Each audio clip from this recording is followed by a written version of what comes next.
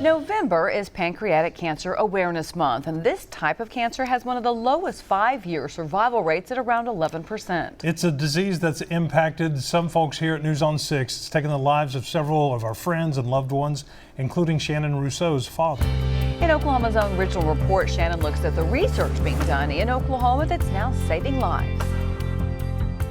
Pancreatic cancer is an unforgiving, aggressive disease.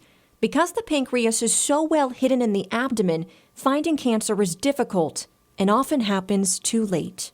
Typically, when you develop a pancreatic cancer, it's not going to cause symptoms until it's pretty far advanced. Symptoms are vague and include back pain, weight loss, jaundice, and dark urine. That goes so quickly, or it did with him, so quickly. Linda Hall of Coweta is all too familiar with pancreatic cancer. Her husband, Roger, was diagnosed with it in September 2018. It was everywhere. After developing blood clots and significant blood pressure issues, the symptoms didn't seem too concerning at first, until He began to have some back problems, and he said, "I'm hurting from my back all the way around." Roger went to the doctor. A full body scan showed lesions on his liver. A biopsy revealed the worst. Stage 4 pancreatic cancer.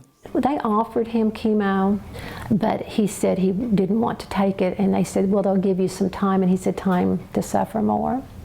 Roger died just 2.5 months later. Unfortunately, stage 4 is not curable. Most are lucky to make it a year. That's because the cancer's already spread to nearby organs like the liver and lungs. Surgery offers the only chance of survival if the cancer's caught early enough. A common yet tricky procedure is the Whipple. That's when doctors remove part of the pancreas, small intestine, gallbladder, and bile duct. They kind of just centralize everything that it could spread to and take it out. Robert Stidham had the procedure done more than a decade ago. For years, he struggled with pancreatitis until a doctor told him the news. Basically gave me the news there, you got pancreatic cancer. You got a 6 centimeter cyst in the duct of your pancreas.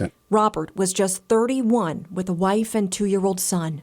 I remember me and my wife were in the car, and just tears were just rolling down my face, and just kind of thinking to myself, why me? You know, why God, why me? Robert is now 11 years cancer-free, but he did develop diabetes in 2018, a common side effect of the Whipple procedure. I mean, it's part of it, you know, I'm alive, I'm happy. Robert is one of the few long-term survivors of pancreatic cancer.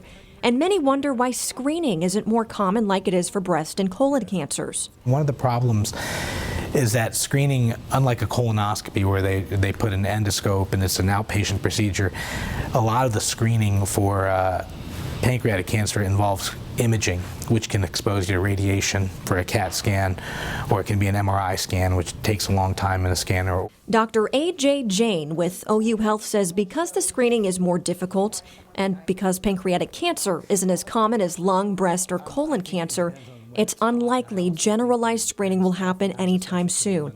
However, hundreds of clinical trials are happening right now to figure out the best way to fight pancreatic cancer and eliminate tumors. One of those is immunotherapy, a treatment that uses the body's immune system to fight cancer. So I think that may hold a lot of promise in the future.